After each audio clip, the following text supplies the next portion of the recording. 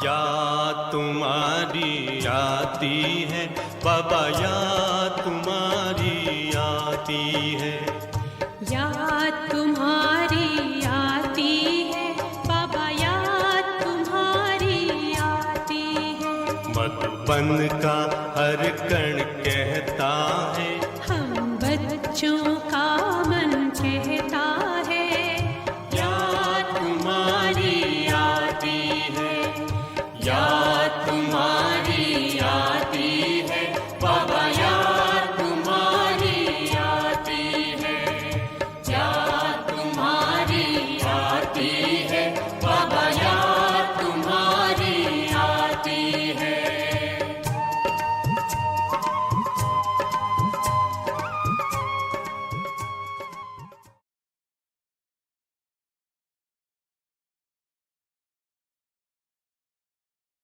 ओम शांति। आज 20 अक्टूबर। मुरली का सार है, मीठे बच्चे तुम हो स्पिरिचुअल रूहानी इनकॉग्निटो सैल्वेशन आर्मी। तुम्हें सारी दुनिया को सैल्वेज करना है, डूबे हुए बेड़े को पार लगाना है। अब ये नवरात्रि चल रहे हैं, देवियों को हमेशा अस्त्र दिखाते हैं, ये बाबा रूहानी मिलिट्री की स्मृति दिला रहे हैं।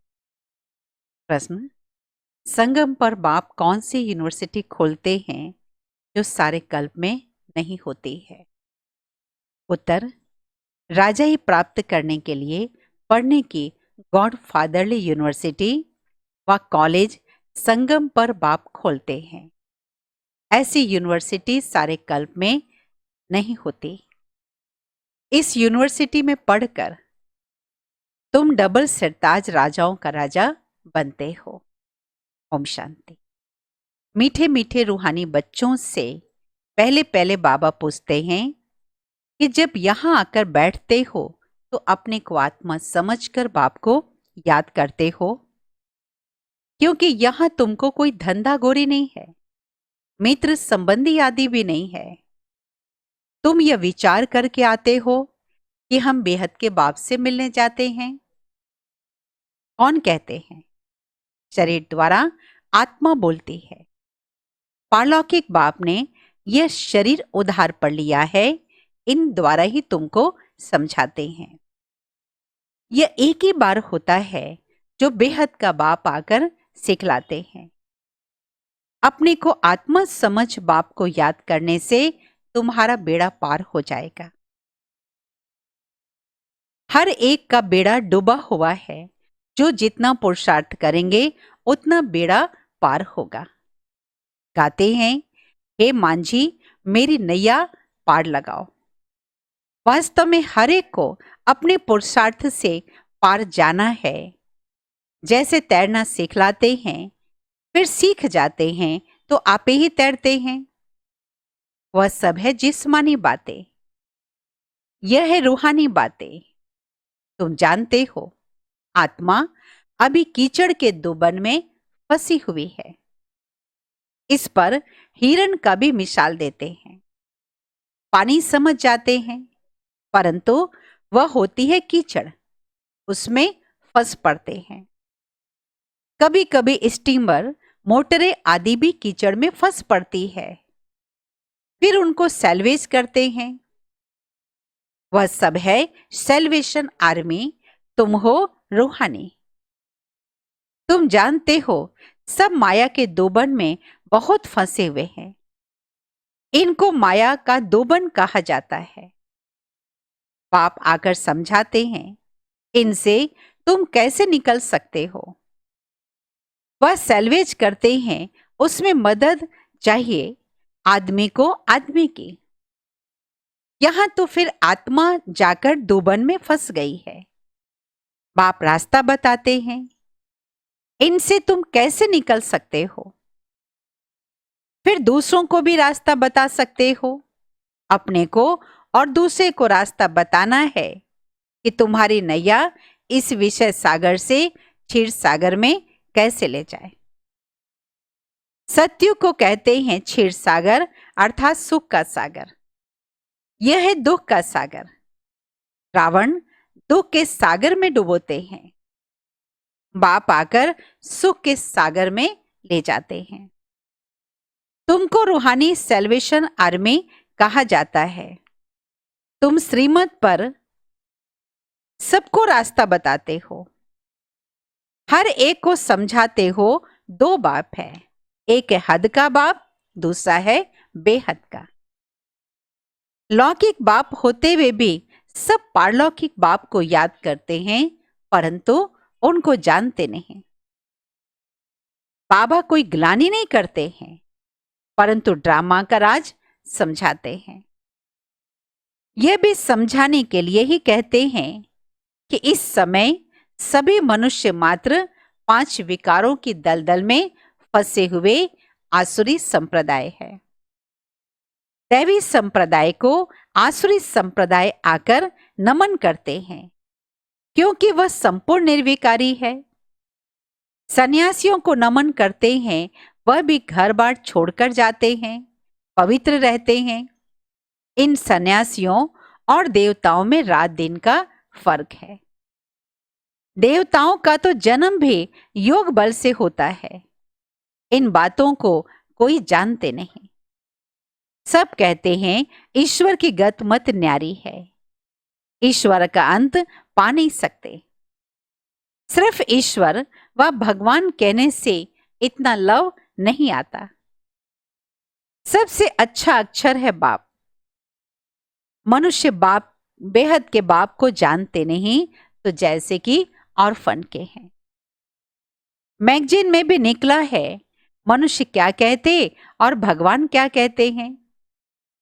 बाप कोई गाली नहीं देते हैं, बच्चों को समझाते हैं, क्योंकि बाप तो सभी जानते हैं ना।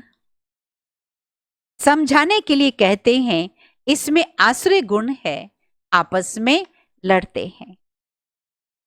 यहां तो लड़ने की बात ही नहीं है। वह है कौरव और अर्थात आसुरी संप्रदाय, यह है दैवी संप्रदाय। बाप समझाते हैं मनुष्य को मुक्ति, जीवन मुक्ति के लिए राजयोग सिखलाए, यह हो नहीं सकता। इस समय बाप ही तुम आत्माओं को सिखला रहे हैं। देह अभिमान, देही अभिमानी में देखो कितना फर्क है।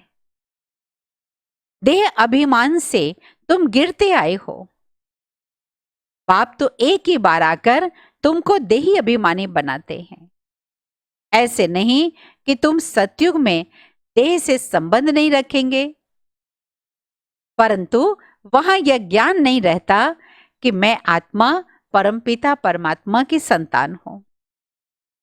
यह ज्ञान अभी तुमको मिलता है, जो प्राय लोप हो जाता है।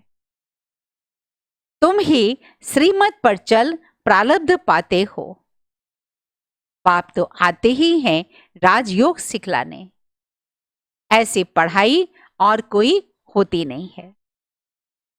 डबल सिरताज राजाएं सतयुग में होते हैं, फिर सिंगल ताज वालों की राजाई भी है। अभी वह राजाई तो है नहीं, प्रजा का प्रजा पर राज्य है। तुम अभी राजाई के लिए पढ़ते हो, इसको गॉड फादरली यूनिवर्सिटी कहा जाता है। तुम्हारा नाम भी लिखा हुआ है। वो लोग भल नाम रखते हैं गीता पाठशाला। पढ़ाते कौन है? श्री कृष्ण भगवान वाच्य कह देते हैं। अब कृष्ण तो पढ़ा न सके, कृष्ण तो खुद पाठशाला में पढ़ने जाते हैं। प्रिंस प्रिंसेज कैसे स्कूल में जाते हैं, वहां की भाषा भी दूसरी है। ऐसे भी नहीं कि कृष्ण संस्कृत में गाई जाती है गीता। यहां तो अनेक भाषाएं हैं। जो जैसा राजा होता है उसकी वह भाषा चलती है। संस्कृत भाषा कोई राजाओं की नहीं है। बाबा कोई संस्कृत में नहीं सिखाते हैं। बाप तो राजयोग सिखलाते हैं सतयुग के लिए। बाप कहते हैं काम महान शत्रु है, इन पर जीत पहनो। प्रतिज्ञा कराते हैं। यहाँ जो भी आते हैं उनसे प्रतिज्ञा कराई जाती है। काम पर जीत पाने से तुम जगत जीत बनेंगे। यह है मुख्य विकार। यह हिंसा द्वापर से चली आती है, जिससे वाम मार्ग शुरू हुआ। देवताएं कैसे वाम मार्ग में जाते हैं, उनका भी मंदिर है। वहां बहुत छी चित्र बनाए हैं। वही वाम मार्ग में कब गए, उनकी तिथि तारीख है नहीं। सिद्ध होता है काम चिता पर बैठने से काले बनते हैं, परंतु नाम रूप तो बदल जाता है ना। काम चिता पर चढ़ने से आयरन एज्ड बन पड़ते हैं। अभी तो 5 तत्व भी तमो प्रधान है ना, इसलिए शरीर भी ऐसे तमो प्रधान बनते हैं। जन्म से कोई कैसे हो पड़ते हैं। वहां तो एकदम सुंदर शरीर होते हैं। अभी तमो प्रधान होने के कारण शरीर भी ऐसे हैं। मनुष्य ईश्वर प्रभु आदि भिन्न भिन्न नामों से याद करते हैं, परंतु उन विचारों को यह पता ही नहीं है। आत्मा अपने बाप को याद करती है, हे बाबा आकर शांति दो। यहां तो कर्मेंद्रियों से पार्ट बजा रहे हैं, तो शांति कैसे होगी। विश्व में शांति थी जबकि इन लक्ष्मी नारायण का राज्य था, परंतु लाखों वर्ष कल्प की आयु कह दी है, तो मनुष्य बेचारे कैसे समझेंगे। जब इन देवताओं का राज्य था तो एक राज्य एक धर्म था, और कोई खंड में ऐसे नहीं कहते कि एक धर्म एक राज्य हो। यहां आत्मा मांगती है एक राज्य हो। तुम्हारी आत्मा जानती है अब एक राज्य फिर से स्थापन हो रहा है। वहां सारे विश्व के हम मालिक रहेंगे। बाप हमको सब कुछ दे देते हैं, कोई भी हमसे राजाई छीन नहीं सकते। हम सारे विश्व के मालिक बन जाते हैं। विश्व में कोई सूक्ष्म वतन मूल वतन नहीं आता। यह सृष्टि का चक्र यहां ही फिरता है। इसको बाप जो रचयिता है वही जानते हैं। ऐसे नहीं कि रचना रचते हैं। बाप आते ही हैं संगम पर पुरानी दुनिया से नई बनाने। दूर देश से बाबा आया हुआ है। तुम जानते हो हमारे लिए नई दुनिया फिर से बन रही है। बाबा हम आत्माओं का श्रृंगार कर रहे हैं। उसके साथ फिर शरीरों का भी श्रृंगार हो जाएगा। आत्मा गुणों से संपन्न हो जाएगी तो शरीर भी अच्छे हो जाएंगे। आत्मा पवित्र होने से शरीर सतो प्रधान मिलेगा। सतो प्रधान तत्वों से शरीर बनेंगे। इन्हों का शरीर सतो प्रधान है ना, इसलिए नेचुरल ब्यूटी रहती है। गाया भी जाता है रिलीजन इज माइट। अब माइट मिली कहां से। एक ही देवी देवताओं का रिलीजन है जिससे माइट मिलती है। यह देवताएं ही सारे विश्व के मालिक बनते हैं, और कोई विश्व के मालिक नहीं बनते। तुमको कितनी माइट मिलती है, लिखा हुआ भी है आदि सनातन देवी देवता धर्म की स्थापना शिव बाबा ब्रह्मा द्वारा करते हैं। यह बातें दुनिया में कोई भी नहीं जानते। बाप कहते हैं मैं ब्राह्मण कुल स्थापन करता हूं, फिर उन्हों को सूर्यवंशी डिनास्टी में ले जाता हूं। जो अच्छी रीति पढ़ते हैं वह पास हो सूर्यवंशी में जाते हैं। है सारी ज्ञान की बातें। उन्होंने फिर स्थूल बाण आदि दिखा दिए हैं। बाण चलाना भी सीखते हैं। छोटे बच्चों को भी बंदूक चलाना सिखाते हैं। तुम्हारा फिर है योग बाण। बाप कहते हैं माम एकम याद करो तो तुम्हारे विकर्म विनाश हो। योग बल कहते बाबा, आज बाबा ने कहा योग बाण। इसमें हिंसा की कोई बात नहीं। तुम्हारी पढ़ाई है गुप्त। तुम स्पिरिचुअल रूहानी सेल्वेशन आर्मी हो। यह कोई को मालूम नहीं है कि रूहानी आर्मी कैसे होती है। तुम हो इनकॉग्निटो, माना गुप्त हो।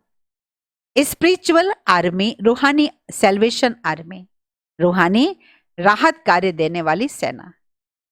राहत सेना, सारी दुनिया को तुम सेल्वेज करते हो। सबका बेड़ा डूबा हुआ है। बाकी सोने की कोई लंका नहीं है। ऐसे नहीं कि सोने की द्वारिका नीचे चली गई और वह फिर ऊपर आ जाएगी। नहीं, द्वारिका में भी इनका राज्य था, परंतु सतयुग था। सतयुगी राजाओं की ड्रेस ही अलग होती है, त्रेता वालों की ड्रेस अलग होती है। भिन्न भिन्न ड्रेस, भिन्न भिन्न रस्म रिवाज। हर एक राजा की रस्म रिवाज अपनी अपनी। सतयुग का तो नाम लेते ही दिल खुश हो जाती है। कहते हैं ना, स्वर्ग, पैराडाइज, परंतु मनुष्य कुछ भी नहीं जानते। मुख्य तो है ही दिलवाड़ा मंदिर, वो बहो तुम्हारा यादगार। मॉडल्स तो हमेशा छोटा बनाते हैं ना। यह बिल्कुल एक्यूरेट मॉडल्स है। शिव बाबा भी है, आदिदेव भी है, ऊपर में वैकुंठ दिखाया है। शिव बाबा होगा तो जरूर रथ भी होगा। आदिदेव बैठा है, यह भी किसको पता नहीं है। यह शिव बाबा का रथ है।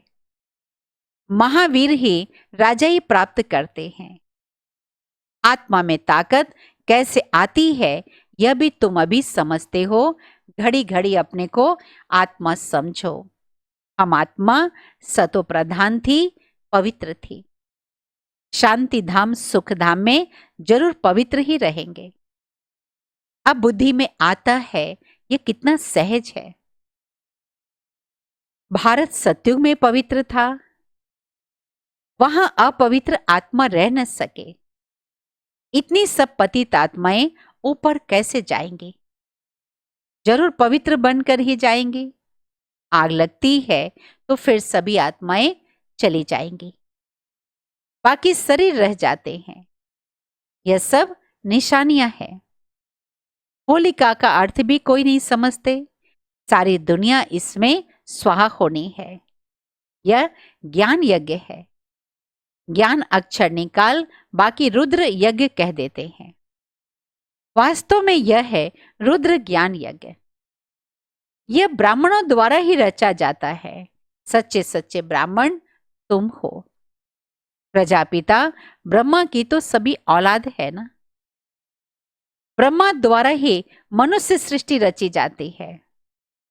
ब्रह्मा को ही ग्रेट ग्रेट ग्रैंडफादर कहा जाता है। इनका सिजरा भी तो है ना।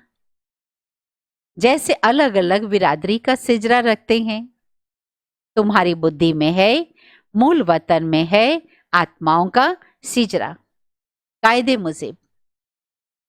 शिव बाबा, फिर ब्रह्मा विष्णु शंकर, फिर लक्ष्मी नारायण आदि, यह सब है मनुष्यों के सिजरे। अच्छा, सिजरे माना वंशावली। अच्छा, मीठे मीठे सिकिल दे बच्चों प्रति माता पिता बाप दादा का याद प्यार, गुड मॉर्निंग। रूहानी बाप की रूहानी बच्चों को नमस्ते। रूहानी बच्चों की रूहानी बाप दादा को याद प्यार, गुड मॉर्निंग, नमस्ते नमस्ते नमस्ते। धारणा के लिए मुख्य सार। पहले पॉइंट, रूहानी सेल्वेशन आर्मी बन स्वयं को और सर्व को सही रास्ता बताना है। सारी दुनिया को विशेष सागर से सेल्वेज करने के लिए बाप का पूरा पूरा मददगार बनना है। दूसरी पॉइंट, ज्ञान योग से पवित्र बन आत्मा का श्रृंगार करना है, शरीरों का नहीं। आत्मा के पावन बनने से शरीर का श्रृंगार स्वतः हो जाएगा। वरदान, मन बुद्धि को मन मत से फ्री कर सूक्ष्म वतन का अनुभव करने वाले डबल लाइट भव।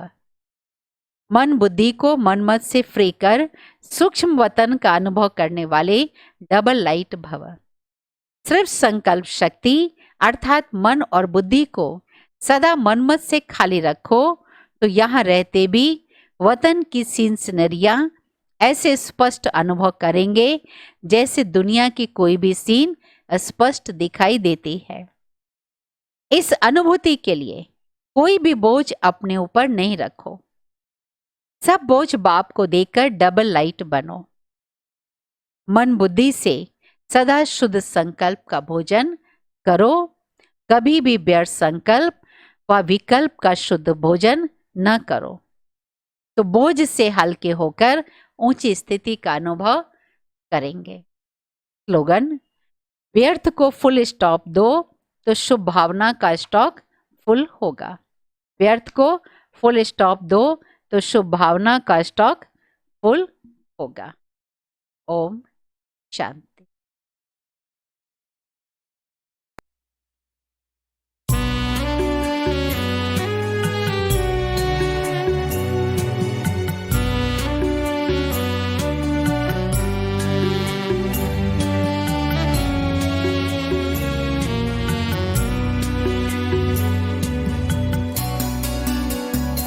जब से मुझको संभाला है तुमने बाबा, जब से मुझको संभाला है तुमने बाबा, अब जमाने की हमको खबर ही नहीं, अब जमाने की हमको खबर ही नहीं। तुम ही साथी मेरे, मेरी मंजिल तुम ही साथी मेरे, मेरी मंजिल तुम ही। अब पाने की कुछ भी तो चाहत नहीं, जब से मुझको संभाला है तुमने बाबा, अब जमाने